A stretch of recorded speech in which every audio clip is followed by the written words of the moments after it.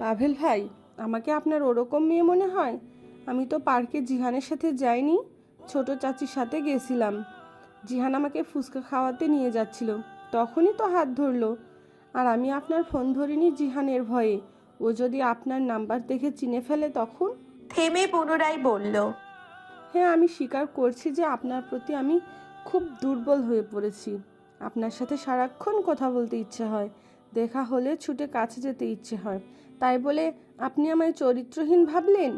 আমি জানি আপনি আমাকে পছন্দ করেন না, তারপরেও আমি আপনাকে অপছন্দ করতে পারি না। এটা কি আমার দোষ বলুন? পাভেল চুপ করে রইল, যেন আরশির থেকে এই উত্তর তাকে খুবই তৃপ্ত করেছে। এরপর শান্ত কণ্ঠে বলল, সব ঠিক আছে, কিন্তু ও তোমার হাত ধরার সাহস পাবে কেন? তুমি কি ছোট? তুমি বারণ করবে না ওকে? আরশি ঠোঁট কামড়ে হেসে দিল, বলল, আপনি বারণ করলে আর ধরতে দেব না হাত। কেন? আমি বললেই শুনবে বা কেন? গা ছাড়া দিয়ে বসলো আরশি, নিজেকে সিরিয়াস করে বলল, শুনুন পাভেল ভাই, আমার সাথে ঢং করবেন না একদম। এসব ঢং আমার পছন্দ না।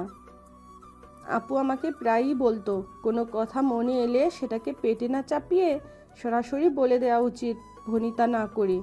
এতে অপরপক্ষ যাই রিয়াক্ট করুক, সেজন্য আমি কোনো ভনিতা ছাড়াই বলে দিলাম, আপনাকে আমার ভালো লাগে। আপনি আমার সাথে একবার প্রেম করুন, দেখবেন আপনার আদেশ নিষেধ যাবতীয় সব আমি চোখ বন্ধ করে পালন করব। বুঝেছেন? মুখ চেপে হাসলো পাভেল, ধমক মেরে বলল, এইটুকু মেয়ে, প্রেমের কি বোঝো তুমি? থাপ্পড় খেয়েছো? রোষে উঠল আরশি, বলল, এইটুকু মেয়ে মানে? আপনি আমার বয়স জানেন? 17 শেষ হয়ে যাবে। এই তো কিছুদিন পরেই 18 হবে। এখন পর্যাপ্ত বয়স আমার, এটা আমার প্রেম করার বয়স। আপনি প্রেম করলে বলুন, নইলে আমি অন্য কাউকে খুঁজে নিব। এখন তোমার মার খাওয়ার বয়স। থাপ্পড় চিনো?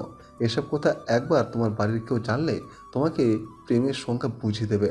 যথেষ্ট বড় হয়েছ, বুঝদারও হয়েছ, কোনো ঝামেলা পাকিও না। আমাকে আমার মতো থাকতে দাও। আরশি মুখ দিয়ে বিরক্তিকর আওয়াজ করলো আরশি, বলল, ছি পাভেল ভাই, আপনি এতটা ভীতু কেন? প্রেম করতে গেলে এরকম একটু আধটু রিস্ক তো নিতেই হয়। আমি ভয় পাচ্ছি না, অথচ আপনি প্যান্ট ভিজিয়ে ফেলছেন। একটু থেমে, শুনেন, আমি ফাইনালভাবে বলছি, সর্দার বাড়ির ছোট মেয়ে আরশিয়া সর্দার শিকদার বাড়ির ছোট ছেলে পাভেল ভাই শিকদারের সাথে এই মুহূর্তে প্রেম করতে চাইছি। আপনি কি রাজি? রাজি থাকলে এক চাপুন, না থাকলে দুই চাপুন। আর যদি বেশি লজ্জাবতী হয়ে থাকেন তাহলে একটু হাসুন। আর যদি কিচ্ছু না করেন তাহলে আমি নতুন গ্রাহক খুঁজে নিব। ওকে? ওপাশ থেকে কোনরূপ সারা শব্দ পেল না আরশি, শুধু শুনল চাপা হাসির শব্দ। তার পরপরই ফোন কেটে দিল পাভেল। খুশিতে উত্তেজিত হয়ে এক লাফে বিছানায় উঠল আরশি। ব্যাঙের মতো হাত পা ছড়িয়ে শুয়ে কোলবালিশ জড়িয়ে ধরে নিচু কণ্ঠে আরশি বলল, গলেছে, পাভেল ভাইয়ের মন একটু হলেও গলেছে। লাস্ট বারের মতো আপনাকে সাবধান করছি পাভেল ভাই, এই মুহূর্তে যদি আপনি আমার ফোন রিসিভ না করেন তাহলে খুব খারাপ হয়ে যাবে। এক্ষুনি সিম ভাঙবো, মোবাইল ভাঙবো, তারপর সোজা ঢাকা চলে যাব। এরপর 100টা ছেলের সাথে প্রেম করব। স্ক্রিনের দিকে একদৃষ্টিতে তাকিয়ে রইল পাভেল। সামনেই পরশ তার দিকে সন্দেহী দৃষ্টিতে তাকিয়ে আছে। চমৎকার সকাল, আর এই চমৎকার আবহাওয়াকে খুব ভোরবেলায় গায়ে মাখিয়ে উঠে পড়েছে পুরো শিকদার পরিবার। খাবার টেবিলে বসে আছে সবাই। প্রথম দিকের খানিকক্ষণ সময় নীরবতা থাকলেও ধীরে ধীরে টুকটাক কথাই এখন তা বিশাল এক আলোচনার সভা হয়ে দাঁড়িয়েছে। আর এই মুহূর্ত আলোচনার বিষয়বস্তু ক্লিয়ার। এই যে আগামী সপ্তাহ খানেকের মধ্যে পাভেল এবং পূরবীর বিয়েটা করিয়ে রেজিস্ট্রি করিয়ে রাখা হবে। আর এ ব্যাপারে স্বয়ং পূরবীর বাবাই মত দিয়ে রেখেছে। তিনি পাভেলকে অত্যন্ত পছন্দ করেন। তাছাড়া পরশের সাথে বিয়ে ভাঙার পর থেকে তার স্ত্রী সারাদিন বিলাপ করছেন, ভাইয়ের সাথে সম্পর্ক নষ্ট হবে এই শঙ্কায়।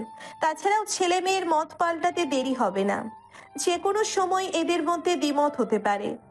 আর এছাড়াও সে তো আর এক্ষুনি মেয়ে দিয়ে দিচ্ছে না, এখনো 4-5 বছর পর দেবে। বলতে গেলে বাড়ির প্রত্যেকেই রাজি, সবাই এই বিষয়ে কথা বলছে। এর মধ্যেই আরশি অনবরত কল দিয়ে চলেছে। বারবার কেটে দেওয়া সত্ত্বেও সে কল দিয়ে চলেছে। ফোন কেটে দিচ্ছিস কেন? কে ফোন দিয়েছে? তেমন কেউ না, পরে কথা বলে নেব। ইম্পর্টেন্ট কর না। পরশ সন্দেহী দৃষ্টি সরালো না, পুনরায় গম্ভীর কণ্ঠে বলল, তাহলে এটাই ঠিক। আগামী শনিবার তাহলে কাজে ডেকে নিয়ে বিয়েটা পড়িয়ে রাখা হোক। হুট করে দাঁড়িয়ে পড়ল পাভেল, তড়িৎ কণ্ঠে বলল, সম্ভব না। আমি এখন বিয়েটা করবো না। আগে ভাইয়ের বিয়ে হোক, তারপর। আগে আমি বিয়ে করলে সবাই আমাকে নিয়ে হাসাহাসি করবে, টিটকারি মারবে। এখনই তো আর বড় করে বিয়ে হচ্ছে না, আর কেউ জানছেও না, শুধু রেজিস্ট্রিটা করা হোক। এরপর বছর কয়েক পর না হয় জানাবো। প্রয়োজনে পরশের বিয়ের পর লোক জানাজানি করে অনুষ্ঠান করব। বাবার কথা শুনে হতাশ হয়ে বসে পড়ল। ভাইয়ের দিকে তাকিয়ে ক্ষোভ ছাড়ল। এরপর সোজা সাপটা দাঁড়িয়ে বলল, দেখো, আমার এসব বাড়াবাড়ি মোটেও ভালো লাগছে না। আমি বিয়ে করতে চাইছি না, মানে এটাই ফাইনাল। আশ্চর্য, ছেলের কি অভাব পড়ছে? মানে একজনের পর একজনকে চিপে ধরতে হয় ফুপির। আমি পূর্বকে বিয়ে করতে পারবো না। রেগে গেলেন আমজাদ শিকদার। ছেলের দিকে রাগত দৃষ্টিতে তাকিয়ে বলল, তোমার কি মনে হয় তুমি বিয়ে না করলে আমার ভাগ্নির বিয়ে হবে না? তুমি এতটাই যোগ্য? আমার বোন তোমাদের দুই ভাইকে ছেলের থেকেও বেশি বিশ্বাস করে। নিজের মেয়েটাকে এই পরিবারে দিতে চাইছে ওর বিশ্বাসের কারণে, অথচ তোরা দুই ভাই এমন ভান করছিস যেন আমার ভাগ্নিকে কেউ বিয়ে করবে না। তাই তোর গলায় ঝুলিয়ে দিতে চাইছে। লাগবে না বিয়ে, আমি বারণ করে দিচ্ছি ওদের। বলার সাথে সাথেই কোনোরূপ রিয়াকশন না দিয়ে উপরে চলে গেল পাভেল। রুমের মধ্যে ঢুকতেই ফোন হাতে নিল। পরিচিত নাম্বারটিতে কল দিতেই ওপাশ থেকে রিসিভড হলো। মুহূর্তেই ছাছালো কণ্ঠে পাভেল বলল, সমস্যা কি তোমার? বলেছি না যখন, তখন ফোন করবে না আমার নাম্বারে। আমি অফিসে থাকি, ভাইয়ের কাছে থাকি, বাড়িতে থাকি, বিভিন্ন মিটিং মিছিলে ব্যস্ত থাকি। এটুকু মাথায় ধরে না তোমার? যখন ফোন কেটে দিই তখন আরও বারবার ফোন দাও কেন?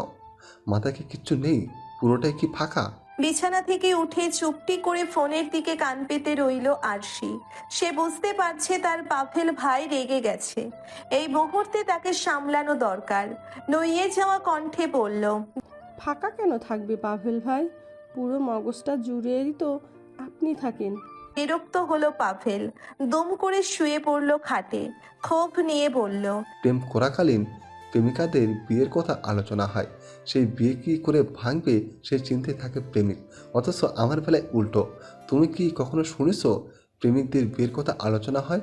ওরা রীতিমতো আমাকে ব্ল্যাকমেল করছে বিয়ের জন্য। হাসলো আরশি। অস্ফুট স্বরে বলল, বাহ, দারুণ তো। এটা তো ভীষণই অ্যাডভেঞ্চার টাইপের। কিন্তু আমি মোটেও চিন্তিত নই পাভেল ভাই, কারণ এখানে আমি আপনার বিয়ে ভাঙতে একদমই কোনো কাজ করব না। যা দায়িত্ব আপনার। এমনিতেই এতগুলো দিন প্রেম করেছি কি সেধে সেধে অনেক টায়ার্ড আমি। এবারে যা করার আপনিই করুন। পুনরায় বিরক্ত হলো পাভেল। হতাশ কণ্ঠে বলল, তুমি কি আদৌ পরিস্থিতি বুঝতে পারছো? আর সে আই এম সিরিয়াস। ভাই নিজেও আমাকে ইদানিং বেশ শাসনে রাখছে। এক প্রকার মেয়েদের মতন লুকিয়ে লুকিয়ে তোমার সাথে কথা বলতে হচ্ছে। মুহূর্তেই খুট করে দরজা খোলার আওয়াজ এলো। পাভেল পিছু ঘুরে দেখতেই চমকে উঠল। পরশ শান্ত দৃষ্টিতে তাকিয়ে আছে তার দিকে। ফোনটাকে এক হাত দিয়ে পেছনে নিয়ে আস্তে করে কেটে দিল ফোন, কিন্তু পকেটে আর ঢোকাতে পারল না। এর মধ্যেই খপ করে ধরে ফেললো হাত। ফোনটাকে নিজের হাতে নিয়ে গম্ভীর দৃষ্টিতে তাকালো ভাইয়ের দিকে। বলল, আরশিকে? পাভেল আর চোখে ভাইয়ের দিকে তাকিয়ে পুনরায় ফ্লোরে তাকালো। তার নীরবতা দেখে পরশ আবারও ধমকে বলল, এই আরশি কি আরশির সর্দার? আমি জানতে চাইছি। প্রথমে ঘাবড়ে গেলেও এবারে শিরদাঁড়া উঁচু করে দাঁড়ালো। শান্ত কণ্ঠে বলল, হ্যাঁ, শামসুল সদরের মেয়ে। আমি ওকে পছন্দ করি। ইনফ্যাক্ট আমরা রিলেশনও আছি বেশ কিছুদিন ধরে। আশা করি তুই এর মধ্যে আমাকে শাসন করতে আসবে না। অন্তত এই এক জায়গায় আমাকে স্বাধীনতা দে। আমি পূর্বকে বিয়ে করব না, করতে হলে আশিকেই করব। মুহূর্তেই ঠাস করে থাপ্পড় পড়ল গালের উপর। অবাক হয়ে তাকিয়ে রইল পাভেল। বিশ্বাস হলো না যেন। পরক্ষণেই ফোনটাকে ধরে দেওয়ালের দিকে ছুঁড়ে মারল। উপরের গ্লাসগুলো চূর্ণ বিচূর্ণ হয়ে ধরা দিল পাভেলের কাছে। হুঙ্কার ছেড়ে উঠল এবারে। পাশ থেকে টেবিলটাকে ছুঁড়ে মেরে ক্ষোভ নিয়ে চেঁচিয়ে বলল, একদম কোনো খবরদারি করবি না আমার সাথে। আমি বাইরে তোর সেক্রেটারি হলেও বাড়িতে কিন্তু নই। তোর সব আদেশ মেনে বসে থাকবো না আমি। আমার পছন্দ হয়েছে, আমি প্রেম করব, ব্যাস। পরশ দাঁতে দাঁত কামড়ে পাভেলের দিকে তাকিয়ে বলল, গলার আওয়াজ নিচু কর, টিপে মেরে ফেলবো শোরের বাচ্চা। তুই এত মেয়ে রেখে ওই সর্দার বাড়ি ঢুকলি কেন? শামসুল সর্দার জানলে তোর মাথা দুভাগ করে সদরে দাঁড়িয়ে থাকবে। লাস্টবারের মতো সাবধান করছি আমি, এরপর সোজা খুন করে ফেলবো। তবু সর্দারদের হাতে তোকে মেরে মাথা নিচু করে দাঁড়িয়ে থাকবো না। ইতিমধ্যেই বাড়ির সকলে উপস্থিত হয়ে গেছে। আমজাদ শিকদার পরিস্থিতি ভয়ানক দেখে বড় ছেলেকে চাপটে ধরে বাইরে নিয়ে গেলেন। পিয়াসা ছোট ছেলেকে বোঝাচ্ছে অনবরত, কিন্তু পাভেল কিচ্ছু মানছে না। চিৎকার করে সবাইকে রুম থেকে বের করে দিল। এরপর ধীর পায়ে এগিয়ে গেল ফোনের দিকে। ফোনটা ভেঙে গেছে পুরোপুরি। পরপর 3বার দেওয়াল থেকে ফ্লোরে পড়েছে ধাক্কা খেয়ে। প্রথমে দেওয়ালে ছুড়লে ফোনটা টেবিলে পড়ে, তারপর পুনরায় ফ্লোরে পড়ার কারণে ডিসপ্লে চলে যায়। অস্থির হয়ে উঠল পাভেল। ফোনটাকে বার কয়েক দেখার পর আশাহত হলো। তার প্রিয় মোবাইল এটা। রাগে ঘেন্নায় ক্ষোভে পুনরায় ছুঁড়ে মারল দেওয়ালের দিকে। হন্যে হয়ে খুঁজতে লাগলো পার্সোনাল ফোনটা। আর নয়, অনেক সহ্য করেছে, অনেক আদেশ মেনেছে।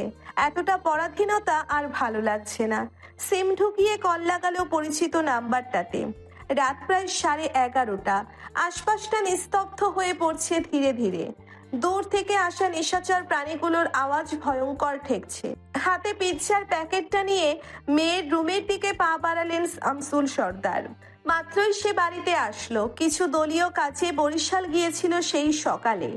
মেয়ে তার সকালেই বায়না ধরেছে বিভাগীয় বড় রেস্টুরেন্টের পিৎজা খাবে। রুমের দরজা ফেরানো, আলতো হাতে খুলতেই অবাক হলো। ভেতরে আরশি নেই। বার কয়েক ডেকে পুনরায় নিচে নামলো, মনে হয় বাথরুমে আছে। সোফায় বসতেই সোনালি নেমে এলো। সে খাবার দিতে এসেছে ভাসুরকে। শামসুল সর্দার খেতে খেতে বললেন, আর সে কি খেয়েছে? মাথা নাড়িয়ে না সূচক উত্তর দিল সোনালি। বলল, না, অনেক ডেকেছি, বলতো ঘুম পাচ্ছে, সে খাবে না, তাই আর বিরক্ত করিনি। চমকে গেলেন শামসুল। বললেন, কই, রুমে তো ও নেই, জেগে গেছে হয়তো, ডেকে নিয়ে আসো। বলো ওর জন্য পিৎজা এনেছি। সোনালি উপরে গেল। মিনিট খানেকের মধ্যেই আবার ফিরে এলো। উৎকণ্ঠা নিয়ে বলল, ভাইজান, ঘরে তো দেখছি না ওকে, বাথরুমেও নেই। অবাক হয়ে খাবার ছেড়ে উঠল। হাত ধুয়ে ছাদের দিকে ছুটল, কিন্তু সেখানেও নেই। একে একে চিৎকার করে ডাকায় পুরো সর্দার বাড়ির সবাই জেগে গেল, কিন্তু সারা বাড়ি খুঁজেও পেল না আরশিকে। ফোনও বন্ধ। গেটের দিকে ছুটল জিহান। দারোয়ানও কিছু জানে না। সন্ধ্যার পরে গেটের কাছে যায়নি সে। দিশেহারা হয়ে গেল পুরো পরিবার। এত রাতে কোথায় যাবে তাদের ছোট্ট মেয়েটা? জিহান দারোয়ানকে নিয়ে বেরিয়ে গেছে বাড়ির সীমানার বাইরে খুঁজতে, কিন্তু আধা ঘন্টা পর ক্লান্ত হয়ে ফিরেও খোঁজ দিতে পারল না আরশির। মাথা শূন্য হয়ে গেল শামসুল সর্দারের। দ্রুত হাতে ফোন লাগালো স্পর্শীর ফোনে। মাত্রই শুয়েছিল সে। রাত 12:30টার সময় বাবার থেকে কল পেয়ে অবাক হয়ে গেল। দ্রুত রিসিভ করে কানে নিতেই স্তব্ধ হয়ে গেল। চিৎকার করে বলল, খুঁজে পাচ্ছ না মানে? কোথায় গেছে ও? বাড়ির সবাই কোথায় ছিল? ও কি রাতে বাইরে বের হয়েছিল? আশ্চর্য, ও ওখানকার কিচ্ছু চেনে না। দ্রুত লোক লাগাও, খোঁজো ওকে, আমি আসছি। সময় তার নিজস্ব গতিতে চলছে। রাতের সেই নিকষ কালো অন্ধকার ধীরে ধীরে হারিয়ে যাচ্ছে, ধরা দিচ্ছে শুভ্র আলো রূপে। চলমান গাড়িটার কাছ নামিয়ে বাইরে তাকালো স্পর্শী। রাস্তার দুপাশের গাছগুলো ছুটছে তারই সাথে সাথে। পাতাগুলো এখনো পুরোপুরি সবুজ নয়। এগুলো স্পষ্ট আলোর অভাবে কালচে সবুজ বর্ণের দেখাচ্ছে। আকাশে এখনো লালচে আভার অস্তিত্ব নেই। মাত্রই ফজরের আজান দেওয়া হয়েছে। হয়তো আরো কিছুক্ষণ পর পূর্ব দিক থেকে সেই আভা উঠবে। সামনের ব্রিজটাতে লাগানো সাইনবোর্ডের দিকে তাকাতেই নড়ে চড়ে বসলো স্পর্শী। ঝাপসা অক্ষরগুলো মিলিয়ে বুঝতে পারল তারা পিরোজপুরে পৌঁছে গেছে। মায়ের দিকে ফিরে তাকাতেই দীর্ঘশ্বাস ফেলল। সারাটা পথ জুড়ে পিপাসা কান্না করতে করতে এসেছে। শেষে ধমক দিয়ে থামিয়ে দিয়েছে স্পর্শী। এরপর শব্দ করে না কাঁদলেও নীরবতায় চোখের জল ফেলেছেন পিপাসা। এক পর্যায়ে ওভাবেই ঘুমিয়ে পড়েছেন। মিনিট 10 মধ্যে গাড়ি থামলো গেটের সামনে। সর্দার মঞ্জিল। দারোয়ান গাড়ির আওয়াজ পেতেই ছুটে আসলো। গেট খুলে দিল দ্রুত। রিজার্ভ করা গাড়িটিকে নিত্যদিনের ভাড়ার তুলনায় 1.5 গুণ বেশি দিতে হয়েছে, কিন্তু এতে টুস শব্দটিও করেনি স্পর্শী। ভাড়া চুকিয়ে গাড়ি বিদায় করে দ্রুত পায়ে চলে এলো বাড়ির মধ্যে। সদর দরজা খোলা। মা ক্লান্ত পায়ে পেছন পেছন আসছেন। স্পর্শী ভেতরে ঢুকতেই শামসুল সর্দার করুণ চোখে সেদিকে তাকালেন। স্পর্শী বুঝল সেই চোখের ভাষা। আশাহত হয়ে নয়ে যাওয়া কণ্ঠে বলল, এখনো পাওনি আরশিকে? রক্তিম বর্ণের অশ্রুসিক্ত চোখ দুটোকে নিচে নামিয়ে অসহায় ভাবে মাথা নাড়ালো। সারা রাত খুঁজেছে তারা, তবে এখনো কোনো প্রশাসনকে জানানো হয়নি। বিশ্বস্ত কিছু দলীয় লোককেও নামানো হয়েছে, তারা এখনো খুঁজছে কিন্তু পায়নি। স্পর্শী হতাশ হয়ে সোফায় বসলো। মেঝো কাকির উদ্দেশ্যে নিচু গলায় বলল, কাকি একটু পানি নিয়ে আসো, আর মাকে প্লিজ রুমে দিয়ে আসো। সোনালি যাওয়ার আগেই জিহান দৌড়ে গেল। পানি খাওয়ার পর পুনরায় সোজা হয়ে দাঁড়ালো স্পর্শী। আশপাশটা অনেকটা স্পষ্ট হয়ে গেছে। হাতের ব্যাগ রেখে বাবার উদ্দেশ্যে বলল, চিন্তা করো না, এখন সবাই বিশ্রাম নাও, আমি আসছি। বাদ সাধলেন শামসুল। বললেন, তুমি কোথায় খুঁজবে মামুনি? সারা পিরোজপুরে খুঁজেছি আমরা, লোক লাগিয়ে দিয়েছি, কেউ কিচ্ছু জানে না। যারা জানে তাদের কাছেই যাচ্ছি, প্লিজ আমায় বাধা দেবে না, আর আমার সাথেও আসবে না, একটু একা ছাড়ো। দ্রুত পায়ে হেঁটে বাইরে বের হলো। গ্যারেজে গাড়ি রয়েছে। দারোয়ান কাকাকে পাঠিয়ে ড্রাইভারকে ঘুম থেকে ওঠাতে পাঠালো। গাড়ি চলছে তার আপন গতিতে। গন্তব্যস্থল শিকদার বাড়ি। মিনিট 25 মধ্যেই গাড়ি এসে থামলো বিশাল আকৃতির এক বাড়ির সামনে। আশেপাশে তাকালো না স্পর্শী। গাড়ি থেকে নেমেই গেটের দিকে এগিয়ে গেল। ভেতর থেকে তালা দেওয়া, অথচ আশেপাশে কোনো দারোয়ান নেই। নিশ্চয়ই রাত শেষে ঘুমোতে গেছে। পরোয়া করল না স্পর্শী। শরীর তার কাঁপছে। অনাকাঙ্ক্ষিত উত্তেজনা, ক্ষোভ, ভয়, শঙ্কা তাকে দুর্বারভাবে গ্রাস করেছে। সূর্য ওঠেনি এখনো। কণ্ঠে কাঠিন্যতা এনে চিৎকার করে বলল, এই গেট খুলুন, তাড়াতাড়ি খুলুন। আশেপাশে নেই কোনো সারা শব্দ। স্পর্শী এবারে গেট ধাক্কাতে লাগলো শরীরের সর্বশক্তি দিয়ে। অনবরত করতে লাগলো চিৎকার, গেট খুলুন। সারা রাত পাহারা দিয়ে সদ্য ঘুমোতে যাওয়া পাহারাদার থমকে গেল। বিছানা থেকে নেমে দ্রুত ছুটে এলো গেটের কাছে। অপরিচিত মেয়ের এমন তেজস্বী প্রতিক্রিয়ার দ্রুত খুলে দিল গেট। পিছু ফিরল না স্পর্শী। এগিয়ে গেল সদর দরজার দিকে, কিন্তু আফসোস এই দরজাও ভেতর থেকে আটকানো। অবশ্য থাকবেই তো, তারা তো শান্তিতে ঘুমাচ্ছে, তাদের তো আর বাড়ির মেয়ে হারিয়ে যায়নি। ক্ষোভে ভেতরটা ফেটে যাচ্ছে স্পর্শীর। পুনরায় দরজা ধাক্কাতে লাগলো। দরজা খুলুন বলে চেঁচাতে লাগলো অনবরত। নামাজ পড়ে আবারও ঘুমোতে গিয়েছিল পিয়াসা। এমন গগন বিদারী চিৎকার শুনে আতঙ্কে মুখ নীল হয়ে গেল। দ্রুত উঠে নিচে নেমে এগিয়ে গেল দরজার দিকে। আমজাদ শিকদার নিজেও অবাক। স্ত্রীর পিছু পিছু নেমে এলো নিজেও। দরজা খুলতেই অপরিচিত মেয়ে দেখে স্বামীর দিকে তাকালো পিয়াসা। রাত জাগা ফোলা মুখ, এলোমেলো চুল, চোখগুলো অশ্রুসিক্ত কাঠিন্যতে ছেয়ে যাওয়া মুখখানিতে তাকিয়ে আঁতকে উঠল। নরম গলায় বলল, কে তুমি? এভাবে চিৎকার করছো কেন? উত্তর দিল না স্পর্শী। এই শান্ত মানবীর সাথে সে মোটেও উচ্চস্বরে কথা বলতে পারবে না, কিন্তু এই পরিস্থিতিতে শান্তভাবে কথা বলাও তার পক্ষে অসম্ভব, যার কারণে পুরোদমে পিয়াসার প্রশ্ন এড়িয়ে গেল। ড্রয়িং রুমের মাঝখানে গিয়ে উপরের দিকে তাকিয়ে ক্ষোভ মিশ্রিত কণ্ঠে বলল, পরশিকদের কোথায়? ওনাকে ডেকে দিন। আমজাদ শিকদার ভ্রু কুঁচকে তাকালেন। এই মুহূর্তে তার মনে অসংখ্য প্রশ্ন দানা বাঁধছে। একবার মনে হচ্ছে মেয়েটি পরশের গার্লফ্রেন্ড, যাকে বিয়ে করতে অস্বীকৃতি জানিয়েছে, যার কারণে মেয়ে বাড়িতে চলে এসেছে। পরক্ষণেই মনে হলো মেয়েটি পরশের গোপনে বিয়ে করা বউ, যার সাথে হয়তো তার ছেলের ঝগড়া বেঁধেছে। কিন্তু পরশ তাদের থেকে লুকাবে কেন? না না, তার ভাবনা ভুল। স্পর্শের দিকে তাকিয়ে বলল, পরশের কাছে কি দরকার তোমার? এই ভোরবেলা এমনভাবে চিৎকার করে দরজা ধাক্কাচ্ছিলে কেন? এটা কি কারোর বাড়িতে আসার সময়? আর তুমি কে? মুখটা বেশ চেনা চেনা লাগছে। রুমের বাইরে এমন চেঁচামেচি শুনে বাইরে বেরিয়ে এলো পরশ। দরজা খুলে সিঁড়ির কাছে আসতেই ভ্রু কুঁচকে গেল। স্পর্শী মাত্রই তাকে লক্ষ্য করেছে। পরশ খানিকটা থমকালো। মেয়েটার পুরো মুখটা লাল হয়ে গেছে, চুলগুলো অগোছালো, সাথে অশ্রুসিক্ত চোখ। এই মেয়েটা যদি আপাতত কয়েক ঘন্টার জন্য মুখটা বন্ধ রাখে, তাহলে পরশ শিওর এই মুহূর্তে পৃথিবীর সব থেকে ইনোসেন্ট, সাদাসিধা, ভোলা ভালা, কিউট চরিত্রের অধিকারিণী হবে স্পর্শিয়া সর্দার। কিন্তু এটা সম্ভব নয়।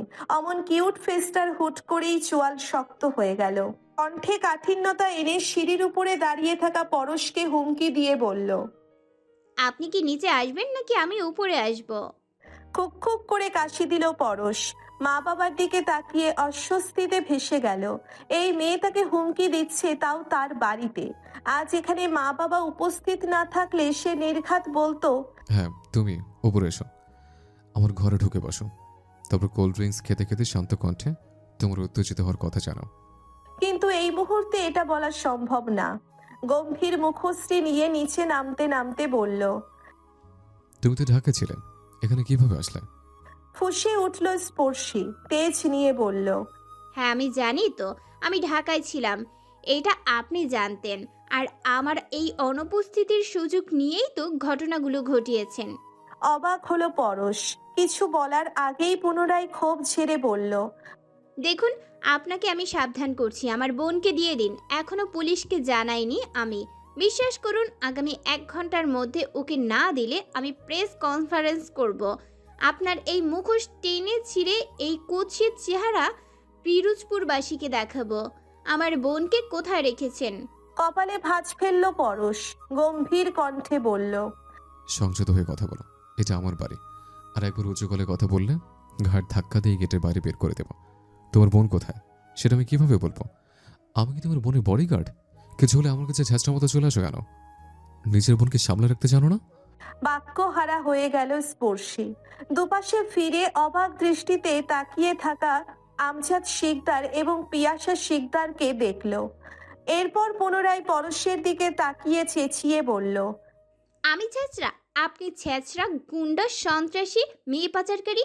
আমার বোনকে কিডন্যাপ করে এখন সাধু সাজছেন, চোরের বাপের বড় গলা। থেমে আমজাদ শিকদারের দিকে তাকালো স্পর্শী।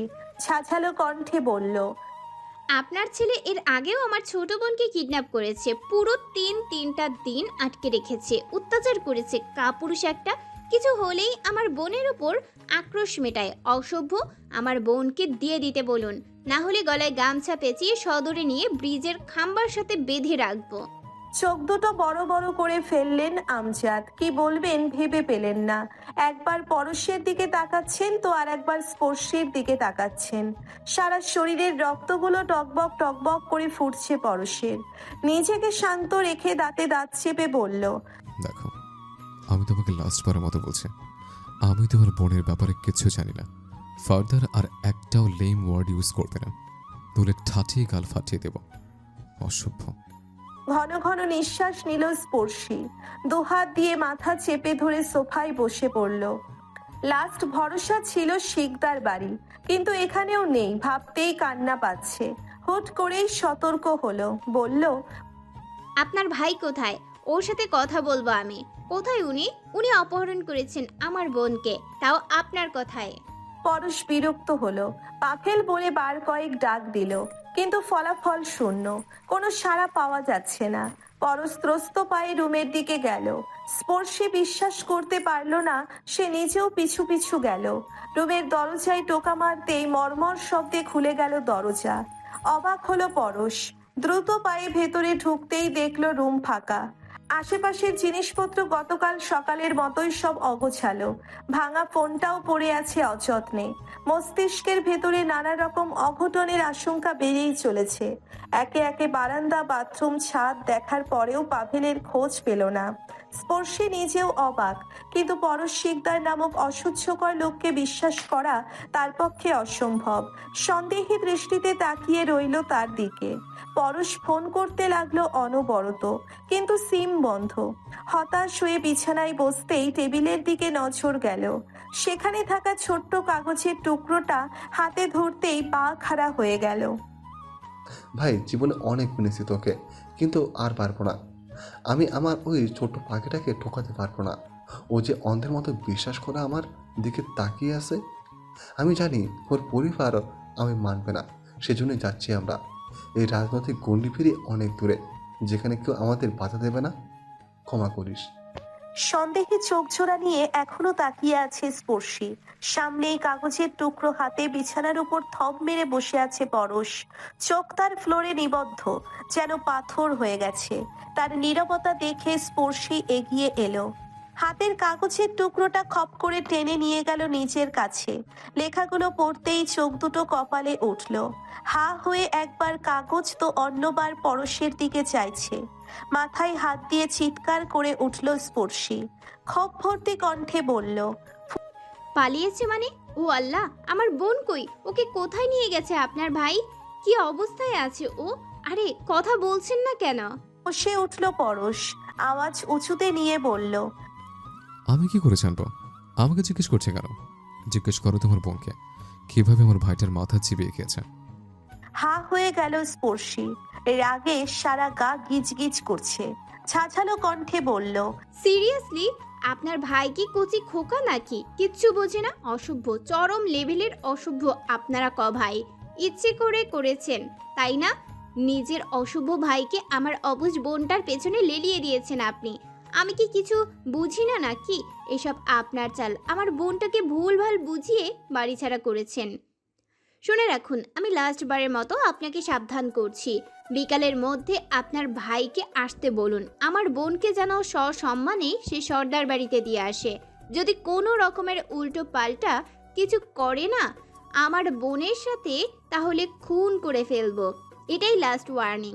যদি বিকেলের মধ্যে আমার বোনকে ফেরত না পাই, তাহলে কিন্তু আমি পুলিশে ইনফর্ম করব, প্রেস কনফারেন্স বসাবো। প্রয়োজনে নারী ও শিশু নির্যাতন মন্ত্রণালয় থেকে অফিসার আনাবো।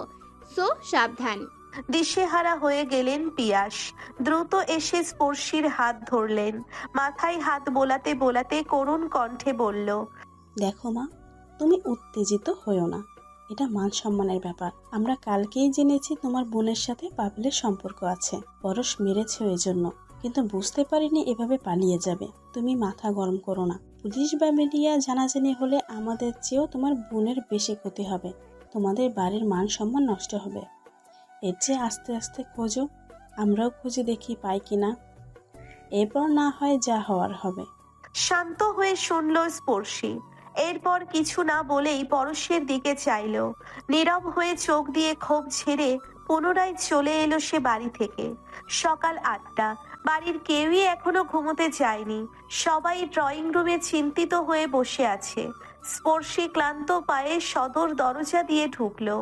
একে একে গোটা খানেক প্রশ্ন করার পরেও উত্তর দেওয়ার ইচ্ছে হলো না। দীর্ঘশ্বাস ছেড়ে বসলো বাবার পাশে। মাথাটা হেলিয়ে বুকের উপর রেখে শান্ত কণ্ঠে বলল, আব্বু, আমি বলেছিলাম আশিকে সাথে নিয়ে যাব, কিন্তু তুমি রাজি হলে না। আজ তুমি বাধা না দিলে ওকে আমি কখনো একা রেখে যেতাম না। আর না তো এমন কোনো ঘটনা ঘটতো। মাথা নিচু করে ফেললেন শামসুল সর্দার। নিজেকে বেশ অপরাধী মনে হলো। কাতর কণ্ঠে বললেন, ওর কোনো খোঁজ পেয়েছো মা? আমি বুঝতে পারছি না বাড়ির ভেতর থেকে গুম হয়ে গেল কিভাবে। চারদিকে 8 ফিট উঁচু করে দেয়াল, গেট থেকেও বের হয়নি, অথচ বাড়ির ভেতরেই নেই। কোথায় গেল মেয়েটা? স্পর্শী আলতো হাসলো।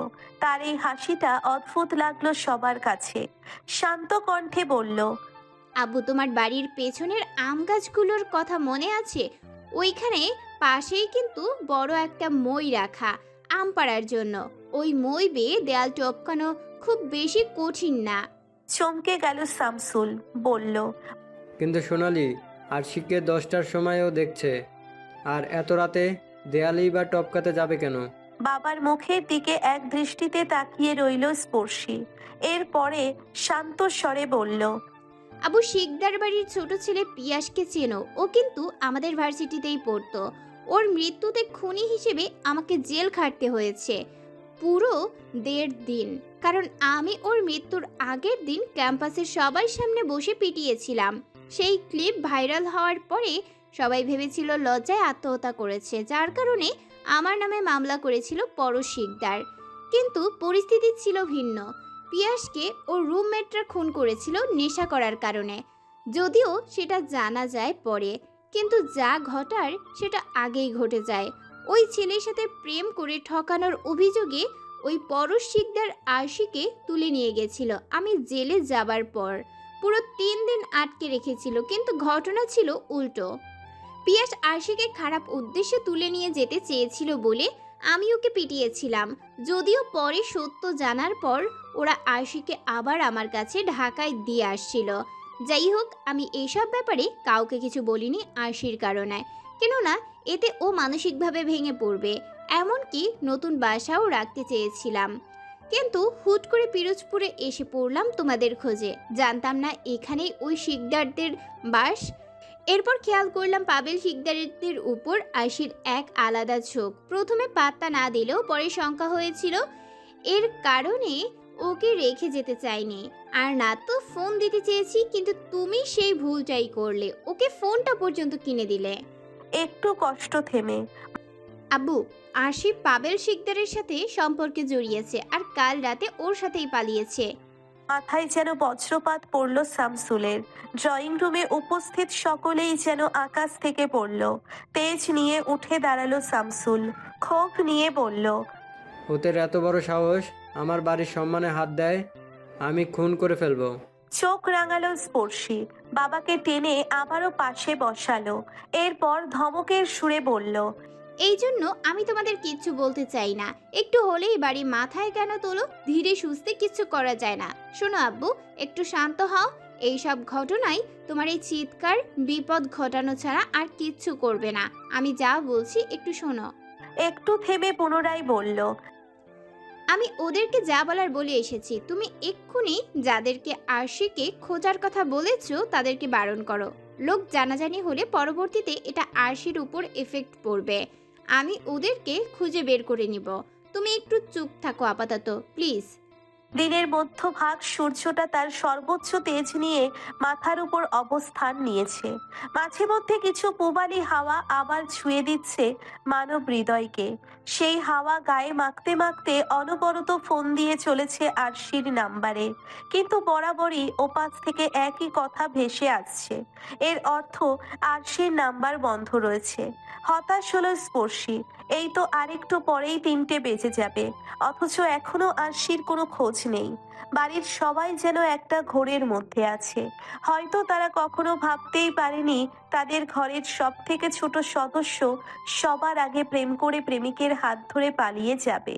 শামসুল সর্দার সেই যে রুমে ঢুকেছে এখনো বার হওয়ার নাম নেই।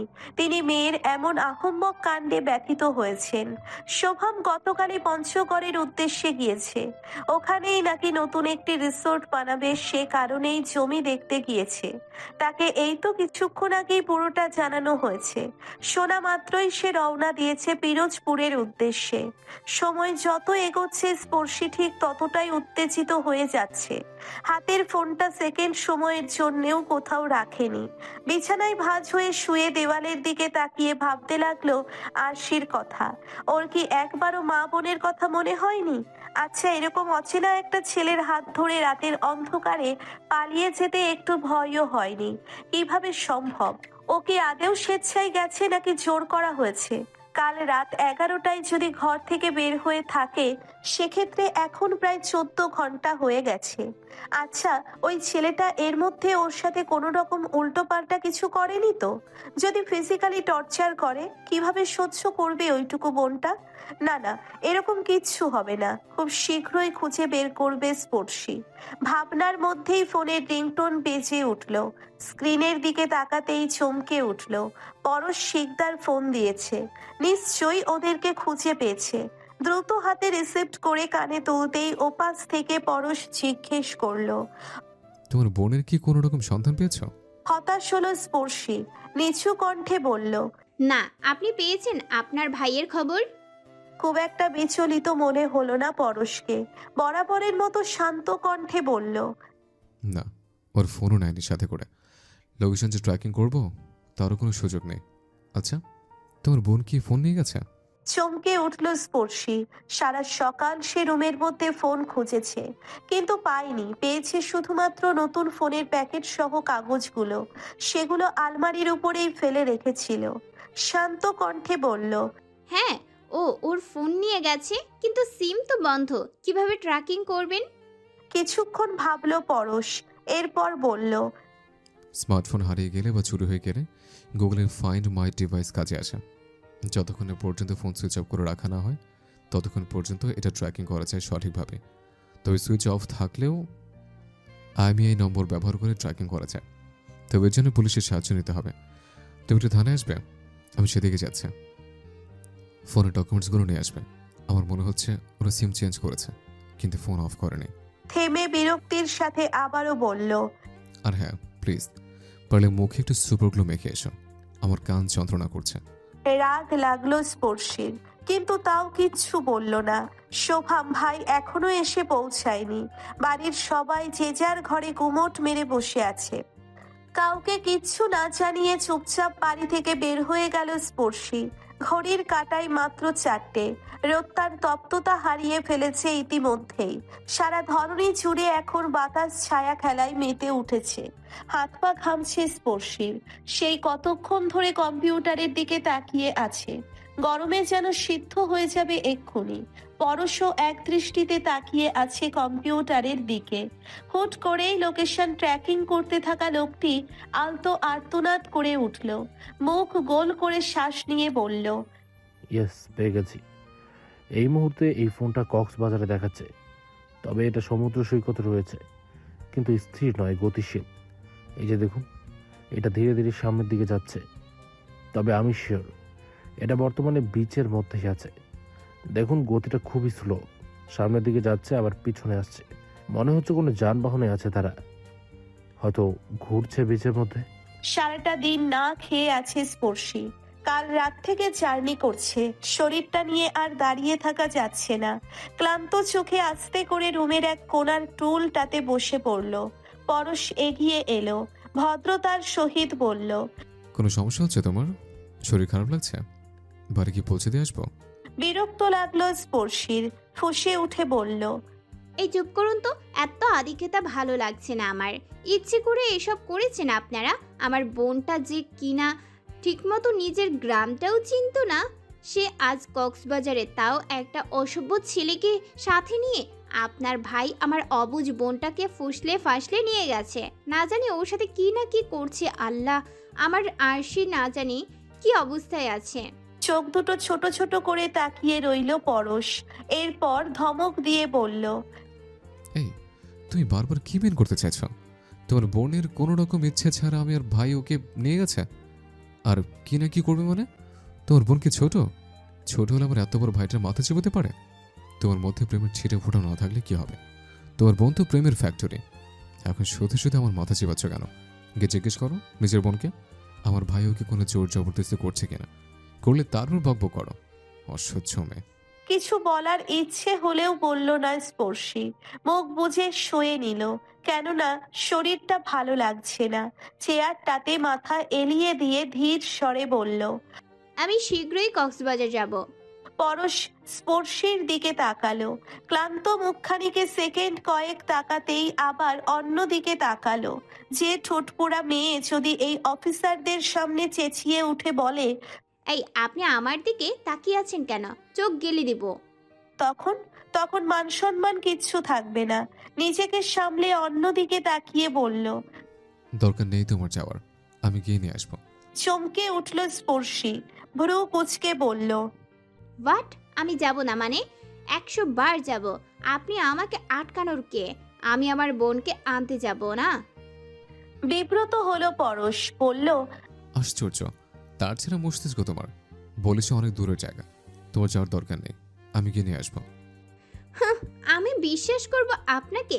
দেখা গেল আমার বোনটাকে ওই সমুদ্রের মধ্যে চুবিয়ে দিয়ে আপনার ভাইটাকে নিয়ে আসছেন, আর পরে এসে সব অস্বীকার করছেন। আমার বোনকে আমি নিজে আনতে যাব, আর ওখানে ওই কক্সবাজারে বসেই আপনার ভাইকে ধোলাই দিয়ে আসব। ওর সাহস কি করে হয় আমার এতটুকু বোনটাকে কক্সবাজার পর্যন্ত নিয়ে গেছে?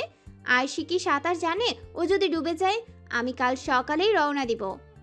মানল পরশ, পুনরায় শান্ত কণ্ঠে বলল। বেশ, আমিও কালই যাব। তুমি বাড়ি থেকে বার হয়ে ফোন দিও, আমি পিক করে নেবো তোমায়। অনেক দূরের রাস্তা, আর তাছাড়া একসাথে গেলে খুঁজতে সুবিধা হবে। অবাকের অষ্টম আশ্চর্যে পৌঁছল স্পর্শী, বলল। সিরিয়াসলি আপনার সাথে যাব আমি? আমার বোনটাকে তো আপনার ভাই নিয়ে গেছে, এবারে আমি আপনার সাথে গেলেই তো 16 কলা পূর্ণ হবে, তাই না? যাতে এলাকার লোকজন মাইকিং করে বলতে পারে সর্দার বাড়ির মেয়ে দুটো শিকদার বাড়ির ছেলে দুটোর সাথে চিপকে থাকে, একেবারে কক্সবাজার পর্যন্ত গিয়েছে তারা ঘুরতে। এটাই তো সেগুড়ে বালি। আমাকে কি আপনার দুর্বল মনে হয়? কি মনে হচ্ছে আমি একা একা কক্সবাজার যেতে পারবো না আপনার সাহায্য ছাড়া? লেম। আপনার মতো আপনি যান, আমি আমার মতো চলে যাব, বুঝতে পেরেছেন? দাঁতে দাঁত চেপে দাঁড়িয়ে রইল পরশ। তার ভাবতেই অবাক লাগছে, একটা মেয়ে কি করে এতটা উদ্ভট হয়। স্পর্শী হাতের ব্যাগটা নিয়ে মাত্রই থানা থেকে বার হবে, পরশ দোপা সামনে এসে হেসে বলল। তুমি কি জানো তোমাদের বংশের সর্দার কেন? ভ্রু কুচকে তাকালো স্পর্শী, বলল। কেন? পরশ দুপা সামনে এগিয়ে দাঁত কেলিয়ে বলল। কারণ তোমার বাপ দাদা ডাকাতদের সর্দার ছিল, সেই থেকে তোমাদের বংশের নাম সর্দার। আর তুমি অবিকল ডাকাতের মতোই হয়েছ, ডাকাত সর্দার নেই। এরপর ত্রস্ত পায়ে গাড়িতে ঢুকে স্টার্ট দিয়ে এগিয়ে গেল বাড়ির দিকে। অপমানে হতভম্ব হয়ে সেদিকে তাকিয়ে রইল স্পর্শী। কোথায় ছিলে তুমি? সদর দরজায় পা রাখার সাথে সাথেই গম্ভীর কণ্ঠের আওয়াজ শুনে থমকে গেল স্পর্শী। ক্লান্ত চোখে মুখে সোফার দিকে তাকাতেই শোভামকে দেখতে পেল। ঘামে জর্জরিত অবস্থায় ক্লান্ত হয়ে সেও সোফায় হেলিয়ে বসে আছে। শার্টের উপর থেকে 2-3টে বোতাম খোলা। পাশেই বাবা বসে আছেন। স্পর্শী ক্লান্ত পায়ে হেঁটে সোফায় বসলো। ইতিমধ্যেই সোনালী বেগম ঠান্ডা শরবত নিয়ে এসেছে শোভামের জন্য। স্পর্শীকে দেখেই পুনরায় রান্নাঘরে গেল। স্পর্শী বাদ সাধল, ক্লান্ত কণ্ঠে বলল। লেবু আছে কাকি? থাকলে একটু নিয়ে আসবে, শরবত করে। চিনি দিবে না, শুধু নুন আর বরফ, পারলে একটু ঝাল মিশিও। অবাক হয়ে তাকালো জিহান, চোখ দুটো বড় বড় করে তাকিয়ে রইল কিছুক্ষণ, কিন্তু কিছু বলল না। স্পর্শী ভাইয়ের দিকে তাকালো, নইয়ে যাওয়া কণ্ঠে জিজ্ঞেস করলো। মাত্র এসেছো? তুমি কোথায় গিয়েছিলে? বাড়ির কাউকে বলে যাওনি কেন? রাত হয়ে গেছে, এমনিতেই আরশি নিখোঁজ, তার উপর তুমি এরকম হুটহাট না বলে কোথায় গিয়েছিলে? স্পর্শী ঠোঁট দুটো গোল করে নিঃশ্বাস ছাড়লো। মাগরিবের আজান দিয়েছে প্রায় আধা ঘন্টা হয়ে গেছে, অথচ সেদিকে কোনো খেয়ালই ছিল না। সামনের দিকে তাকাতেই দেখলো বাবা নামছেন সিঁড়ি দিয়ে। খারাপ লাগলো এবারে। মেয়েদেরকে পেয়ে শামসুল সর্দার ঠিক যতটা সাহস শক্তি পেয়েছিলেন, আরশির কাজে ঠিক ততটাই দুর্বল হয়ে পড়েছেন। শক্তপোক্ত বলিষ্ঠ দেহের এই বয়স্ক মানুষটার যেন কাঁধ ভেঙে গেছে। চোখ নিচে নামিয়ে ফেলল স্পর্শী। ভাইয়ের প্রশ্নের উত্তরে বলল। থানায় গিয়েছিলাম। চমকে তাকালো শোভাম। মিসিং ডায়েরি করেছো নাকি শিকদারের এনগেস্ট কেস করেছো? বিরক্তিকর নিঃশ্বাস ফেলল স্পর্শী, শান্ত কণ্ঠে বলল। আরশি ছোট বাচ্চা না ভাইয়া, যথেষ্ট বুঝদার, ভালো মন্দ বোঝার যথেষ্ট ক্ষমতাও রয়েছে ওর। প্রেমিকের হাত ধরে বাড়ি থেকে পালিয়েছে সে, তাই শিকদারদের এগেনস্টে কেস করার কোনো মানেই হয় না। আর বাকি রইল মিসিং ডায়েরি। যেখানে ও স্বেচ্ছায় বাড়ি ছেড়েছে সেখানে এসব করার কোনো প্রয়োজনই নেই। আমি গিয়েছিলাম ওর লোকেশন ট্র্যাকিং করতে। শামসুল সর্দার নড়ে চড়ে বসলেন, মেয়ের দিকে তাকিয়ে বললেন, কোথায় আছে ও? কক্সবাজারে আছে। আমি কাল সকালে রওনা দিব। বাড়ির কারো এত টেনশন করার দরকার নেই। খেয়ে নাও, স্বাভাবিকভাবেই থাকো। যে স্বেচ্ছায় বাড়ি ছেড়েছে তার ব্যাপারে চিন্তা করা অনর্থক। যাওয়ার আগে একটা বার ভাবেনি পর্যন্ত পরিবারের সম্মান, বাড়ির মানুষদের ব্যাপারে। তার জন্য আমরা না খেয়ে বসে থাকবো কেন? কাকি রান্না হলে প্লিজ খাবার বাড়ো, আমার খিদে পেয়েছে। ফুঁসে উঠল সোনালি, কান্নারত কণ্ঠে বলল, তুই এমন পাষাণের মতন কথাবার্তা বলছিস কেন? ও তো তোরই বোন, এমন সৎ বোনের মতন আচরণ করছিস কেন? তোর কি একটুও মায়া হয় না? ছোট মেয়ে আমার, অবুঝ না বুঝে একটা ভুল সিদ্ধান্ত না হয় নিয়েছে, তাই বলে ওকে ফেলে দিব? আমার আরশির কি না কি অবস্থায় আছে কে জানে। বিরক্ত হলো স্পর্শী, ধমক দিয়ে বলল, ওহো, চুপ করবে তুমি? যাচ্ছি তো তোমার অবুঝ মেয়েকে দেখতে। কি অবস্থায় আছে সেটা বুঝতেই যাচ্ছি কাল সকালে। এবার একটু থামো। শোভাম উঠে দাঁড়ালো, শার্টের বাকি বোতামগুলো খুলতে খুলতে বলল, রাত হয়ে গেছে, এখন রওনা দিলেই পৌঁছাতে প্রায় 5টা বেজে যাবে। তার থেকে সকালে যাওয়া ভালো। আন্টি চিন্তা করবেন না, আমি সকালে যাচ্ছি। ভ্রু কুঁচকে ফেলল স্পর্শী, ভাইয়ের দিকে তাকিয়ে বলল, তুমিও যাচ্ছ মানে? না, প্রয়োজন নেই, আমি একাই সামলাতে পারবো। রাগান্বিত হলেন শামসুল, ধমক মেরে বলল, তুমি একা যাবে মানে? এটা কি ছেলে খেলা নাকি? অনেকটা দূরের পথ, তোমাকে একা ছাড়বো কোনো আক্কেলে? বিপদ বলে কয়ে আসে না, হয় শুভম যাবে নয়তো আমি যাব। রাগ লাগলো স্পর্শীর, বিরক্ত হয়ে চেঁচিয়ে বলল, ওহ আব্বু প্লিজ, আমাকে ভয় দেখিও না। পুরো 21টা বছর কাটিয়ে এসেছি একা। কোনোদিন রাত 10টার আগে বাড়ি ফিরতে পারিনি টিউশন থেকে। অজস্র ভয়ঙ্কর অলিগলি পেরিয়েছি একা একা। ছোট্ট বোনটাকে আজ 17 বছর ধরে আগলে এসেছি বড় ভাই হয়ে। আমার কপালে যদি কোনো খারাপ বিপদ লেখাই থাকে তাহলে সেটা অজস্র মানুষের মধ্যেও ঘটবে। তাই বলে একা হাঁটতে ভয় পাবো? একটু থেমে, আশ্চর্য, তোমরা পারিবারিক ব্যাপারটাকে রাজনৈতিক বানানোর জন্য উঠে পড়ে কেন লেগেছ? ওরা পালিয়ে গেছে। এখন যদি দলবল নিয়ে সেখানে খুঁজতে যাই তাহলে ভয় পেয়ে আরও দূরে চলে যেতে কতক্ষণ? ওরা যদি ভয় পেয়ে কোনো খারাপ ডিসিশন নিয়ে নেয় তখন কি করবে? তাছাড়াও একসাথে সবাই মিলে গেলে একটা সিক্রেট হবে, সেখানে একটা ঝামেলা হওয়ার আশঙ্কাও কম নয়। শেষের ছেলেটা যদি ক্ষোভ নিয়ে আরশির কোনো ক্ষতি করে দেয় তখন ওর পরিবারকে হাজার জেল খাটালেও আমার আরশি কি ফিরবে? আব্বু একটু মাথা ঠান্ডা করে ভাবো। আমার ফ্রেন্ড আছে কক্সবাজারে, ও ওখানকারই স্থানীয়। আমি ওর কাছেই যাচ্ছি, ও আরশিকে খুঁজতে আমাকে হেল্প করবে। আমার ছোটবেলার বান্ধবী, আমরা সেই স্কুল থেকে একসাথে পড়ছি। আমার ওর সাথে কথাও হয়েছে।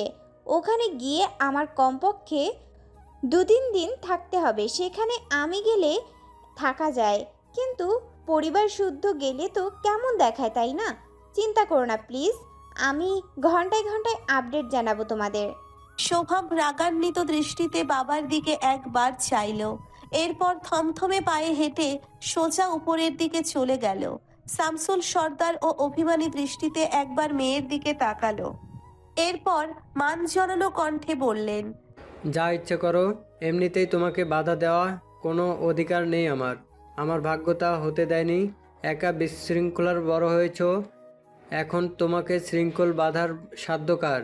তবে একটা কথা মনে রাখো, বাবা হিসেবে তোমাকে বিয়ে দেওয়া আমার দায়িত্ব। যথেষ্ট বড় হয়েছ, এখন বিয়ের প্রস্তুতি নাও। আর হ্যাঁ, বিয়ের পর একটু শৃঙ্খলে থাকার চেষ্টা করো।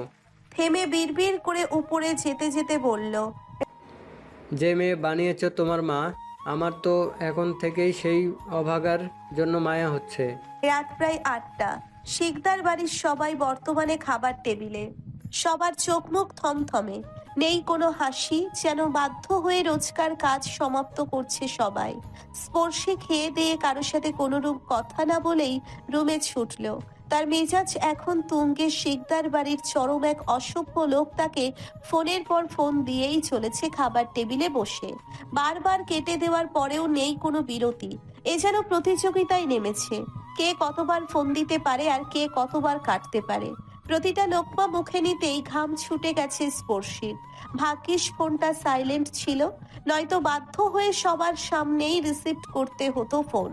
আর কেউ যদি কোনোভাবে বুঝে নিত যে এটা শিকদার বাড়ির বড় ছেলে, তাহলে কি জবাব দিত? কিভাবে বলে বোঝাতো যে যে এই অসভ্য লোকটার সাথে কলে কথা বলার মতো কোনো সম্পর্ক নেই তার? তাও বারবার ফোন করতে থাকে। ভদ্রতার কারণে মাঝে মধ্যে বাধ্য হয়ে রিসিভ করতে হয়। রুমে ঢুকেই ভেতর থেকে দরজা আটকে দিল। এরপর দ্রুত পায়ে বারান্দায় গেল। ফোন রিসিভ করে নিচু কণ্ঠে ধমকের সুরে বলল। কে মরেছে? অবাক হয়ে গেল পরশ। আশ্চর্যের সুরে বলল। কে মরবে? কারো মরার কথা ছিল? দাঁতে দাঁত চেপে রাগ সামলালো স্পর্শী। বলল, তাহলে এতবার ফোন দিচ্ছেন কেন? দেখছেন না কেটে দিচ্ছি, তারপরেও এতবার ফোন দিচ্ছেন কেন? চক্রান্ত করছেন ছোট ভাইয়ের মতো, যে একটাকে তো নিয়ে ভেগেছে, এবার অন্যটাকেও নিয়ে নেই। হাসলো পরশ। এরপর বলল, তোমার কি মনে হচ্ছে পরশ শিকদার তোমার প্রতি উইক? সে বারবার তোমাকে পটানোর জন্য ফোন দিচ্ছে? হ্যাঁ, এর থেকে অলৌকিক ভাবনা চিন্তা পৃথিবীতে আর হতে পারে না। প্রয়োজনে আজীবন অবিবাহিত থাকবো, তবে তোমার মতো ডাকাতকে ইমপ্রেস করার চেষ্টা করবো না। যাই হোক, প্রথম ফোনটা ভুলে গেছিল, আমি কাটতে যাচ্ছিলাম, কিন্তু তার আগে তুমি কেটে দিয়ে আমার জেটটা বাড়িয়ে দিয়েছ। শোনো মেয়ে, এতটা অহংকার করো না, সুযোগ পেলে সুদে আসরে বুঝিয়ে দেব। হাসলো স্পর্শী। ব্যঙ্গ করে বলল, হ্যাঁ, ওই আমার নাম্বারটাতেই সবসময় ভুল করে ফোন আসে, তাই না? নড়ে চড়ে বসলো পরশ। বলল, হ্যাঁ সেটাই তো, তোমার নাম্বার দেখলে আমার হাত সুরসুর করতে থাকে। কেন জানো? আমার আবার পাগল লাগিয়ে দিতে ভাল লাগে। আশেপাশে আজকাল তেমন কোনো পাগল চোখে পড়ে না। ভাবলাম তুমি তো কোনো অংশ পাগলের চোখ কম নাও, কিছু বললে দাও দাও ঘুরে চলে ওঠো, তাই একটু বিনোদন নেওয়ার প্রয়োজনে ফোন দিই। হা হয়ে গেল স্পর্শী। কিছু বলার প্রয়াস করতেই পরশ পুনরায় বলল, কাল কটায় রওনা দিচ্ছ? আপনাকে বলবো কেন? তুমি একা যাচ্ছ নাকি তোমার ডাকাত ভাইও যাবে? রাগে গিজগিজ করে উঠল স্পর্শী। দাঁতে দাঁত চেপে বলল, আমার ভাই সম্পর্কে একটাও বাজে কথা বললে গাল টেনে ছিঁড়ে ফেলবো। ফোন কাটুন, আপনার সাথে কথা বলতে আমি ইন্টারেস্টেড নই। কি বলবেন সোজা সাপটা বলুন, ঘুমাবো এখন। পরশ সিরিয়াস হলো। শান্ত কণ্ঠে বলল, তুমি কি একা যাচ্ছ? গাড়ি নিচ্ছ কি সাথে? শোনো, গাড়ি খুবই সাবধানে রাখবে, ওরা যেন টেন না পায়। ওরা বুঝতে পারলে কিন্তু হিতে বিপরীত হবে। কথা তো শুনবে না, পারলে একটু লুকিয়ে লুকিয়ে খোঁজো, আর ওদেরকে কোথাও দেখা মাত্র আমাকে কল করবে, ওকে? মাথা নাড়িয়ে হ্যাঁ বলল স্পর্শী। আমি কোনো গাড়ি নিচ্ছি না সাথে, এমনি ভাড়া করে যাব। অবাক হলো পরশ। পরক্ষণেই বিজ্ঞদের মতো বলল, ভাড়ায় গেলে কমপক্ষে 11 ঘন্টা লাগবে তোমার, এর থেকে তুমি আমার সাথে যেতে পারো। নাক শীতকাল স্পর্শী। নো নিড, আমি একাই যেতে পারবো। আপনার যদি খুব করে একজন সঙ্গী প্রয়োজন হয়, তাহলে কোনো পাগল সাথে নিয়ে যাবেন, এতে সময়টাও খুব তাড়াতাড়ি কেটে যাবে। আপনি তো পাগলদের সাথে কথা বলতে খুব বেশি পছন্দ করেন, হবেই তো। নিজের মেন্টালিটির মানুষই তো বেশি ভালো লাগে। Good night. ওকে, তুমি কক্সবাজার গিয়ে পৌঁছাতে আমি ওদেরকে গিয়ে নিয়ে আসবো পিরোজপুরে। হাসলো স্পর্শী। বলল, ওকে, দেখা যাবে কে আগে পৌঁছায়। ফোন কাটার সাথে সাথে স্পর্শী রুমে এলো। দরজা খুলে নিচে উকি দিয়ে সবার উপস্থিতি দেখে নিল। না, বাবা নেই ড্রয়িং রুমে, নিশ্চয়ই নিচের রুমে রয়েছেন। জোর পায়ে বাবার রুমের সামনে গেল। আলতো টোকা মেরে বলল, শামসুল সর্দার শোয়া থেকে উঠে বসলেন। শান্ত কণ্ঠে বললেন, এসো। স্পর্শী গট গট পায়ে ঢুকলো। সোজা বিছানার উপর বসে বাবার বুকে আলতো করে মাথা রাখলো। চমকে উঠলেন শামসুল। মেয়ের মাথায় হাত জড়াতেই স্পর্শী বলে উঠল, সরি, রাগ করেছো? না, রাগ কেন করব? মানল না স্পর্শী। পুনরায় বাবাকে জড়িয়ে আহ্লাদি কণ্ঠে বলল, মিথ্যা বলছো। আমি জানি তুমি রাগ করেছো আমার উপর, কিন্তু কিছু করার নাই। আমি একাই যাব, কোনো রকম গন্ডগোল পাকাতে চাই না আমি। মাথা নাড়লেন শামসুল, শান্ত কণ্ঠে বলল, বুঝলাম, কিন্তু কয়টায় রওনা হচ্ছ? আমি কাল সকাল 7টার মধ্যেই রওনা দিব। তুমি কিছু টাকা দাও তো, আমার কাছে যা আছে তা শর্ট পড়ে যাবে। চমকে গেলেন শামসুল, তাড়াহুড়ো করে উঠলেন, বিছানা থেকে আলমারির নিচের ড্রয়ারের মধ্যে সিন্দুক খুললেন, এক বান্ডিল টাকা বের করে মেয়ের সামনে দিয়ে বললেন, আমি ডাকতে চাইছিলাম তোমাকে, দরজা বন্ধ রেখে ভাবলাম হয়তো ঘুমাচ্ছ, তাই আর ডাকিনি। স্পর্শী সযত্নে বান্ডিলটা হাতে নিল, পুরোটা 1000 টাকার নোট। সেখান থেকে গুনে গুনে 20,000 টাকা নিয়ে বাকিটা বাবার হাতে দিয়ে বলল, নাও, আর লাগবে না, এটাতেই হবে। কক্সবাজার। সারি সারি সবুজ ছাউবিথি, পাহাড়, ঝর্ণা আর নরম বালির মাঝে দীর্ঘ অপরূপ সৈকত কক্সবাজার। সাগরের নীল জলরাশি আর ঢেউয়ের গর্জন, সাথে হিমেল হাওয়ায় মনোমুগ্ধকর এক পরিবেশ। নৈসর্গিক সৌন্দর্যে ভরা পৃথিবীর দীর্ঘতম সমুদ্র সৈকত কক্সবাজার। সৃষ্টিকর্তা যেন রূপসী বাংলার সব রূপ ঢেলে দিয়েছে বালুর আঁচলে।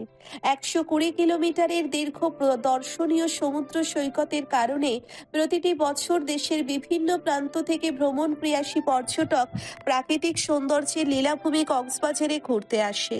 নাজিরার টেক থেকে শুরু করে শাহপরীর দ্বীপ পর্যন্ত বিস্তৃত সৈকতের বেলাভূমি।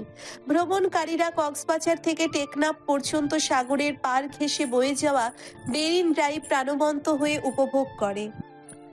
চোখ বুজে কল্পনার এক মনোমুগ্ধকর দৃশ্যে হারিয়ে গেল স্পর্শী। জীবনে এ পর্যন্ত যাওয়া হয়নি সেখানে, ব্যস্ততার কারণে পারেনি শখে প্রশ্রয় দিতে, আজকেও পারতো না হয়তো। ব্যাস, বোনের জন্য ঘুরতে হচ্ছে সেখানে। এই তো আর কয়েক ঘন্টা মাত্র, এর মধ্যেই তো পৌঁছে যাবে সেই মনোমুগ্ধকর পরিবেশে। বস্তুত পিরোজপুর থেকে 4 ভাবে কক্সবাজার যাওয়া যায়। পিরোজপুর থেকে সোজা গোপালগঞ্জ হয়ে মুন্সিগঞ্জ, এরপর কুমিল্লা হয়ে ফেনী যেতে হয়। এরপর সীতাকুণ্ড থেকে চট্টগ্রামের পথে ধরে তারপর কক্সবাজার। ভীষণ ঘোরানো পেঁচানো পথ, প্রায় 11 ঘন্টা প্লাস সময় নষ্ট হয়ে যায় এতে। মাথায় হাত দিয়ে চেয়ে রইল স্পর্শী। মাই গড, এতটা সময় ওয়েস্ট করে গেলে তো পরশ শিকদারের কথাই ঠিক হয়ে যাবে। এবারে বিকল্প পথ খুঁজতে লাগলো, এটাতে 10 ঘন্টায়ও যাওয়া যাবে। সোজাসুজি পথ এটা, পিরোজপুর থেকে বরিশাল গিয়ে সেখান থেকে নোয়াখালী, ফেনী, এরপর সেই আগের রাস্তা ধরে সীতাকুণ্ড হয়ে চট্টগ্রাম, তারপর কক্সবাজার। না, এই পথও পছন্দ হলো না স্পর্শীর। জলপথে গেলে তো পুরো চাঁদপুর হয়ে প্রায় 1 দিন লেগে যাবে পৌঁছতে। শেষে বাধ্য হয়ে আকাশ পথেই রওনা দিল। বাড়ির গাড়িতে এখান থেকে বরিশাল গিয়ে তারপর প্লেনে যাবে। ড্রাইভার সাথে নিয়ে বাড়ির সবাইকে বিদায় দিয়ে উঠে পড়লো গাড়িতে। একটানা 1.5 ঘন্টা গাড়ি চলার পর তারা পৌঁছলো এয়ারপোর্টে। গাড়ি বিদায় দিয়ে এগিয়ে গেল সামনে, হাতে ট্রলি নিয়ে সামনে এগোতে এগোতে সময় দেখে নিল। ঘড়িতে মাত্র 8:40 বাজে। বরিশাল টু কক্সবাজার প্লেন ছাড়বে 9:30টায়। প্লেন ছাড়ার 50 মিনিটের মধ্যেই সেটা কক্সবাজারে ল্যান্ড করবে। স্পর্শী প্রথমে চেক ইন করে নিল। সাধারণত দেশের বাইরে গেলে ইমিগ্রেশন সহ আরো অনেক ঝামেলার কাজ সম্পন্ন করতে হয়, কিন্তু দেশের অভ্যন্তরে ভ্রমণের জন্য শুধু টিকিট দেখালেই হয়ে যায়। এরপর নির্দিষ্ট কিছু কর্মকর্তার কাছে গিয়ে লাগেজের ওজন মেপে নিয়ে জমা দিয়ে দিল। সাধারণত 7 কেজির উপরে কোনো যাত্রী মাল বহন করতে পারে না, এর বেশি করলে তাকে অতিরিক্ত চার্জ দিতে হয়। সমস্ত নিয়মকানুন পালন করে প্লেনের জন্য অপেক্ষা করতে লাগলো। ইতিমধ্যেই মাইক্রোফোনে নির্দেশনা দিয়ে চলেছে কর্মচারীরা। আর মাত্র 50 মিনিটের মধ্যেই কক্সবাজার পৌঁছচ্ছে স্পর্শী, তাও ওই শিকদারের আগে। সেখানে গিয়েই সবার প্রথম ভিডিও কল করে দেখাবে তাকে। ভাবতেই উত্তেজনা কাজ করছে। উফ, আর তর সইছে না স্পর্শীর। হাতের ফোনটা নিয়ে গুটি গুটি অক্ষরে মেসেজ দিল, আপনি কত দূর? আমি আর 50 মিনিটের মধ্যেই পৌঁছাবো। দেখলেন তো, আপনাকে সেই হারিয়েই দিলাম। মেসেজ দিয়ে মুচকি হেসে দিল স্পর্শী। নিশ্চয়ই অবাক হয়ে যাবে। আমরা একসাথে পৌঁছাচ্ছি স্পর্শিয়া। আচমকা পেছন থেকে ফিসফিসে কণ্ঠে পরিচিত কণ্ঠস্বরটা শুনতেই চমকে গেল স্পর্শী। তাকাতেই অবাকের সপ্তম আশ্চর্যে পৌঁছলো। কালো প্যান্ট, শার্ট, মাস্ক এবং ক্যাপ পরা এক যুবক তার দিকেই হেলে আছে। চোখ দুটো দেখতেই চোয়াল শক্ত করে ফেললো। এ যে আর কেউ নয়, পিরোজপুরের সেই অসভ্য এমপি নিজের যাবতীয় সব পরিকল্পনা ভেস্তে যাওয়ায় চরম হতাশায় মুখমণ্ডল বিকৃত করে ফেলল স্পর্শী। দাঁতে দাঁত চেপে বলল, ব্যাস হয়ে গেল। এত এত গাড়ি থাকতে সেই এয়ারপোর্টেই আসতে হলো। ডোন্ট কেয়ার ভাব নিয়ে দুপার সামনে এগিয়ে গেল পরশ। পুনরায় পেছন ফিরে তীর্যক হাসি দিয়ে বলল, প্লেনটা কি তোমার বাপের, নাকি শুধু ঢাকা চলার জন্য বানিয়েছে? বোর্ডিং এর পাশে সিট নাম্বার দেখে বসে পড়ল স্পর্শী। বাহ, জানালার পাশেই তার সিট। এর থেকে আর আনন্দের কী বা হতে পারে। আলতো করে বসে বিমানবালার নির্দেশ মোতাবেক সিট বেল্ট লাগিয়ে নিল। একটু কাত হয়ে পিছে তাকাতেই দেখলো 2 সিট পেছনে জানালার পাশেই পরশ শিকদার বসেছে। মুহূর্তেই চোখ সরিয়ে নিল স্পর্শী, কারণ পরশ ও তার দিকেই তাকিয়ে আছে। কি না কি ভেবে বসে সেই ভয়েই আর ফিরে তাকায়নি সে। বিমান এখনো টেক অফ করেনি। বিমানবালা সবাইকে নির্দেশনা দিয়ে যাচ্ছে। এক্সকিউজ মি, তুমি এই সিটে আসো, আমি জানালার পাশের সিটে বসবো। অবাক হয়ে গেল স্পর্শী। চোখ দুটো ছোট ছোট করে তাকিয়ে রইল মেয়েটির দিকে। বয়স 25 কি 26 হবে। ভারী মেকআপের সাথে ওড়নাবিহীন টাইট পোশাকে মেয়েটাকে দেখতে খুবই আকর্ষণীয় এবং কামুক লাগছে। কিন্তু এই মেয়েটার দিকে তাকাতে এক প্রকার লজ্জা করছে স্পর্শীর। নিজেকে সংযত রেখে কাঠখোট্টা কণ্ঠে বলল, আপাতত সিটটা আমার, আর জানালার পাশে বসতেই আমি কমফোর্ট ফিল করি, তাই চেঞ্জ করা যাবে না। মেয়েটি বিরক্তি নিয়ে স্পর্শীর দিকে তাকালো, মুখ ভেঙিয়ে বসে পড়ল সিটে। হাই আপু। চমকে তাকালো মেয়েটি। স্পর্শীয় নজর দিল সামনে। সেখানে পরশকে দেখেই ভ্রু কুঁচকে ফেলল। মেয়েটি পরশকে দেখে হাসলো, স্মার্টনেসের সাথে বলল। হ্যালো। পরশ বিনিময়ে হাসলো, বলল, আমি আপনার পেছনের সিটে বসেছি, জানলার কাছে। শুনলাম আপনি নাকি জানলার পাশের সিট ছাড়া বসতে কমফোর্টেবল ফিল করেন না। খুবই সমস্যা হয়, তাই এলাম। আপনি চাইলে আমার সিটের এর সাথে এক্সচেঞ্জ করতে পারেন। মেয়েটি আনন্দের সাথে উঠে দাঁড়ালো, হেসে বলল, থ্যাংক ইউ সো মাচ, আসলে আমার ভীষণ প্রবলেম হয়। এরপর স্পর্শের দিকে তাকিয়ে ভেংচি মেরে পা বাড়ালো পেছনের দিকে। আচমকায় কাত হয়ে পরশের গায়ের উপর পড়তেই 2 কদম দূরে সরে গেল পরশ। উত্তেজিত হয়ে বলল, আরামসে আরামসে। সরি, আসলে আমি নিজেকে সামলাতে পারিনি। আর চোখে সেদিকে তাকালো স্পর্শী। মুহূর্তেই চোখ মুখ বিকৃত করে অন্যদিকে তাকালো। ক্ষোভ নিয়ে বলল, যত সব ঢং ন্যাকামো। ঠোঁট কামড়ে হাসলো পরশ। আরাম করে বসে সামনের দিকে তাকালো। সেকেন্ড খানেক পর স্পর্শীর উদ্দেশ্যে বলল, তোমার কি মনে হয় আমি চেয়েছি তোমার পাশের সিটে বসেছে? একদমই না। মেয়েটা ভীষণ সুন্দর, তাই না? জানলার সিটে না বসলে মেয়েটার ভীষণ কষ্ট হতো, সেজন্যই আমার সিটটা তাকিয়ে দিয়েছে। আর আমি বাধ্য হয়ে নিজের কান নষ্ট করার জন্য তোর পাশে এসে বসেছে। সুন্দর মেয়েদের সাহায্য করলেও এক আলাদা শান্তি পাওয়া যায়। ক্ষোভ নিয়ে তাকালো স্পর্শী। বিরক্তির সাথে বলল, সুন্দরী, তা কোলের উপর গিয়ে বসে থাকুন না, এখানে আসছেন কেন? আস্তাগফিরুল্লাহ। স্পর্শা, আমায় কি তুমি চরিত্রের মনে করো? বিমান চলতে শুরু করেছে ইতিমধ্যেই। এয়ারপোর্টের খোলা মাঠে সুরসুর করে দ্রুত গতিতে এগিয়ে যাচ্ছে সে। স্পর্শী অন্যদিকে তাকিয়ে বলল,